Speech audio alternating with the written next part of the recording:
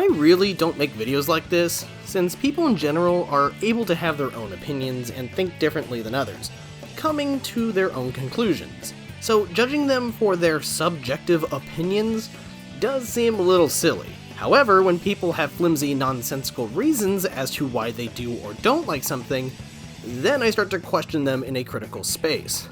So, when I was made aware that Matt Walsh, of all people, made a review on Sonic 3, and apparently it was really bad, my curiosity was piqued, and I just had to see what this was all about, because I'm genuinely interested in seeing if this is as bad as people are saying it is. Because, it can't be that bad, right? Okay, well, anyways, let's see what in-depth critiques and insightful commentary Mr. Walsh brings to the discussion on Sonic the Hedgehog 3. When a man becomes a father, he's called upon to make sacrifices for his family. And often these will be small sacrifices. Sometimes they'll be larger, though, more significant. And on even rarer occasion, the duties of fatherhood will require him to make the kind of sacrifice that, up to that moment, he would have thought himself incapable of making. These are the moments when a man must become a hero, and when he must lay his very life on the line. And this may take many forms. Perhaps he's rushing into a burning building to rescue his child from the fire. Perhaps he has to pull his loved one away from the path of a speeding train because they've been tied to the tracks by bandits or whatever. Or most harrowing of all, he may be compelled by his paternal obligations to go to a movie theater and watch Sonic the Hedgehog 3. Almost a minute in, and he finally mentions the movie this video is about. But funnily enough, he spends the next minute and 12 seconds not actually talking about it. I get he's trying to do the bit where you list off bad things that aren't as bad in comparison to a certain piece of media as a way to show how bad it is, but seeing as how the points he'll make later on are absolute dog shit, this just makes this part of the video way more obnoxious. So we're already off to a great start. Before I offer my brief review of this thing that I hesitate to call a film, I must first acknowledge, in all fairness, I never saw Sonic the Hedgehog 1 or Sonic the Hedgehog 2.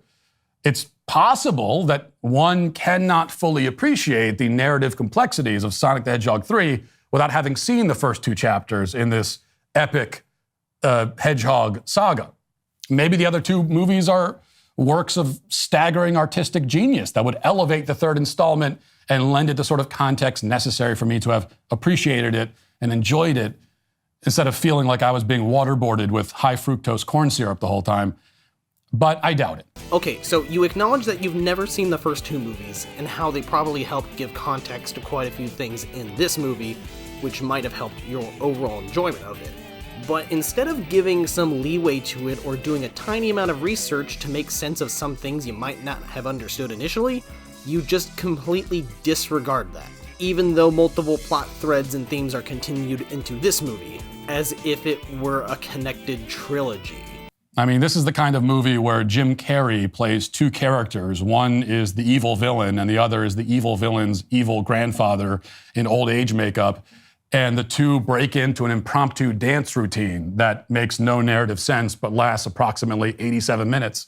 It's the kind of movie where those same characters before the dance routine actually look directly into the camera and explain that they're being played by the same actor.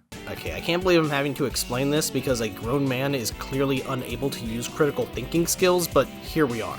First off, the dance number making no narrative sense is simply a dumb take, since the context of the scene is that both Eggmen are sneaking into a facility undetected and are essentially being cocky, believing they've won. Like when a villain is so sure they'll win that they explain their entire evil plan just because the hero is tied up to a table, but just less stupid and way more comedic in this case. And secondly, that part where the two Robotniks explain they're played by the same actor is a less than 10-second fourth wall breaking joke. Since there's been no fourth wall breaks in either of the past two films, and the actor playing both Ivo and Gerald is a well-known comedic actor, this moment comes off as cute and unexpected more than anything else. It's almost as if Matt here is incapable of understanding that this was a single joke and not some kind of a sign of a superiority complex from the filmmakers talking down to the audience. I'm not going to bother explaining the plot of this film in any detail. I wasn't tracking it that closely, to be honest. I was mostly fighting to stay awake. Okay, wait. So let me get this straight. You're reviewing a movie from what points you've been making thus far, you clearly weren't paying attention to, and were nearly falling asleep. So then I guess the question bears asking. Why the fuck are you reviewing this movie if you clearly gave so little of a shit about it? If you're not going to try to critically engage with the media you're talking about, then perhaps you shouldn't talk about the media at all. Because all you're doing right now is clearly showing a level of ineptitude in reviewing a fucking Sonic the Hedgehog movie. That is genuinely embarrassing. This movie is less than 2 hours with a pretty brisk pace, and somehow you're missing the simplest of plot details that you're using to fuel your broken arguments. As for the plot, I can only tell you that Sonic is the good hedgehog, which you may know. There's also an evil hedgehog voiced by Keanu Reeves, who, and I like Keanu Reeves, by the way, but like every other voice actor in this film and most voice actors in most children's films that have been made for the past 20 years, he has no talent as a voice actor and doesn't understand how to act with just your voice. But he's famous, so that's good enough, I suppose. Wow, I'm surprised he finally got to a point that I sort of agree with. Even though I didn't mention it in my own review, out of all the voice performances, I did find Keanu's as the weakest, as there are certain parts that just sound off. While I wouldn't have put it as negatively as Matt does, I agree with him to an extent. However, he ruins this point when he tries to make the bold claim that most voice actors in children's films from the last 2 decades have no talent, which I really don't think I need to explain is one of the most bullshit things he has said thus far in the video. Which is really saying something. Especially when Brian Tyree Henry absolutely killed it as Megatron in Transformers 1, which only came out a few months ago. So Sonic has to stop the evil hedgehog and his evil cohorts, that's the Jim Carrey dancing duo I mentioned earlier, from blowing up the world with a big laser. And this has been the evil plan of every evil villain in every blockbuster franchise film for the past 3 decades. It's a formula that this movie is not interested in deviating from. This is not the sort of movie that deviates from formulas. Okay. What's so bad about the film having a somewhat typical plot about stopping villains from blowing up a planet? A film doesn't have to deviate from a known formula in order to be good. Puss in Boots: The Last Wish has a fairly straightforward plot about heroes and villains racing each other in order to get a MacGuffin, but it uses that formula to its advantage to tell a deeper narrative. Very similar to here, how in Sonic 3, the whole plot is essentially stopping the villains from obtaining a doomsday weapon and destroying the planet, but on the inside there's about the relationship with Maria and Shadow and how that is dealt with. If you're wondering why the evil hedgehog and the 2 Jim Carreys want to explode the world and murder 8 billion people in a cosmic blast that they will also die in, it's because the older Jim Carrey's granddaughter, I think, was killed, and now he wants to commit murder-suicide because life isn't worth living. Like, that's real. That's in the movie. So you got plot details blatantly wrong just now, so let me properly explain what actually happened. Ivo never had any intention of blowing up the world throughout the entire movie, and in fact, up until the 3rd act, he and the audience thought that Gerald was on his side the whole time. And it wasn't until then when the truth was revealed and Ivo attempted to stop Gerald from killing everyone. Also, what's the problem with a family film tackling darker subject matter? Something like The Incredibles had the systematic killing of every known superhero as a major plot point, and yet that's a film that's also intended for a younger audience. Also, you were just complaining about the film having a typical plot that doesn't deviate from formula.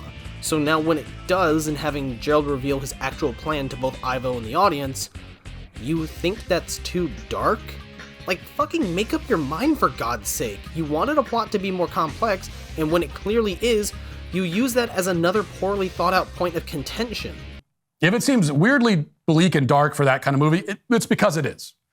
This is a movie, like so many kids' movies these days, that schizophrenically darts back and forth from being ironic to painfully self-serious to goofy to earnest, and so on and so on. Again, The Incredibles was a movie that came out 2 decades ago that dealt with extremely dark subject matter while being aimed towards children. I don't understand why it's only a problem now when modern family films do the exact same thing, because throughout this entire video, you have yet to actually back up any of your points with evidence and examples. Instead, you choose to make bad faith arguments based on parts of the plot you either clearly didn't understand or simply didn't pay attention to. It doesn't try to smooth over these tonal transitions with good writing or performances.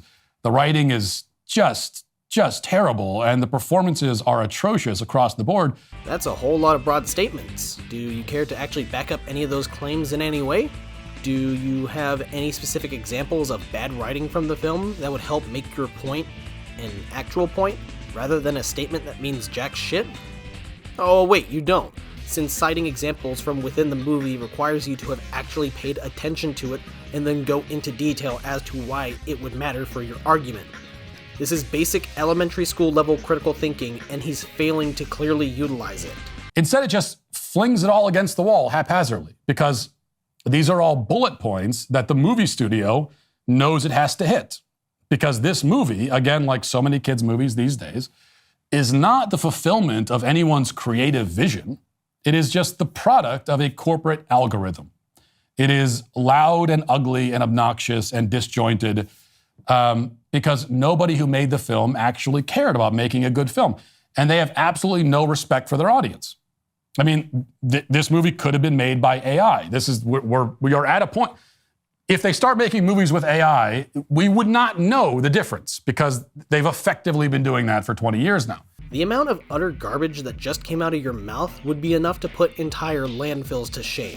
Insinuating that this entire film has no heart, could have been made by AI, and no one making it cared about it is so stupid. Making blanket statements is stupid on so many levels, as you're not going into detail about the thing you are talking about and instead are just expecting people to know what you're going on about. Saying something feels like it was made by AI is an extremely lazy critique, since you're doing such little work in explaining why it feels that way. Again, expecting people to understand what you mean by that just willy-nilly. On top of the fact that, yet again, you give no examples to any of these points, which immediately makes them more meritless than they already were. You might respond here, as many people on Twitter did after I gave a very brief review of this film in a tweet on the site a few days ago. You might respond that, well, this movie isn't for me. It's for kids. Well, first of all, tell that to the other people in the theater with us.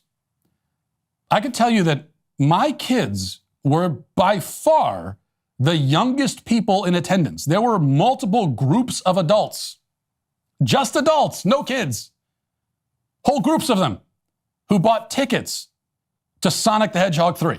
Wow, you're telling me that a film based off of a game that came out 20 years ago would have people who played that game as kids want to see it adapted to the big screen? I don't really see how this is some kind of gotcha moment, because I think this just clearly shows that Sonic 3 in general is a film that's accessible for both young kids and grown adults, making it a great family film. People of all ages in general want to see this movie, and sites like Rotten Tomatoes are showing that both critics and audiences alike are having a great time with it. What is your point here? Also, tell it to the multiple grown adults who got angry at me on Twitter for not liking the movie. The funny thing is that a lot of those same people say, well, it's not for you, it's for kids. Why are you getting so upset about it then? Why are you tearfully defending a movie that you claim is not for you either? Why are you using Twitter, a notoriously toxic platform, as a way to have some kind of civil discussion with people? It can't possibly be because you use it as a way to farm outrage and cherry-pick the loudest/dumbest comments as a way to make your stance seem so much stronger than it actually is, when it isn't. Because, no, that couldn't possibly be it. But at the same time, while I don't think the "it's made for kids" argument is a strong argument at all, I'm pretty sure it's the only one you're talking about, because literally every other argument you've made thus far can be destroyed with basic logic and simply paying attention to the fucking movie, which you already admitted you didn't do.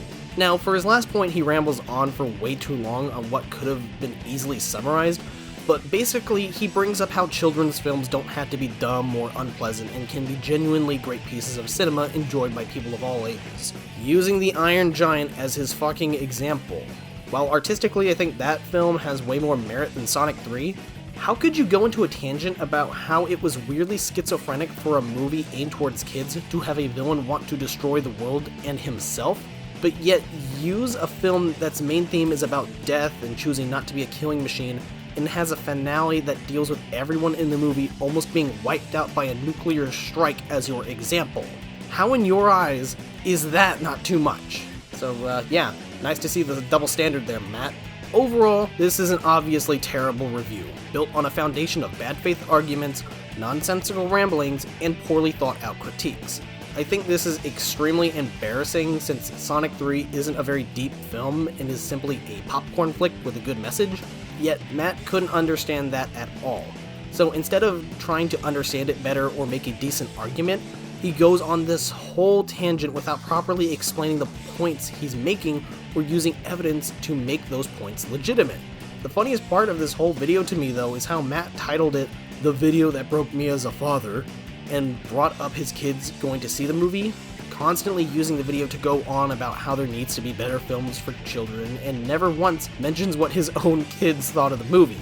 Because I'm willing to bet they actually paid attention to it and could unironically review it in a more professional and good faith way than Matt does. And look, I may be some random reviewer idiot that's just floating around on this massive digital ocean called the internet, but even I use basic skills such as critical thinking when I make critiques on some types of media. I do my absolute best to use examples to back up what I'm claiming. I don't make bad faith arguments in order to make my claims look better, because if there isn't an argument to be made for something, I simply don't argue it. I think this video perfectly shows us two things though. One, Matt is clearly incapable of making a review without building it upon bad faith arguments and or screwing up the simplest of movie details that are required to make a good review. And two, media criticism is not as easy as some people make it out to be, but it isn't so difficult that you wouldn't be able to properly talk about a film about a goddamn cartoon hedgehog flying into space to stop a giant death ray. Matt, instead of providing us with a good review, has at least provided us with an example of what not to do when performing media criticism. If you ever want to get into reviewing movies, TV, or other media in general, then I suggest looking at examples like this, to improve your own craft and understand how to actually write a good review.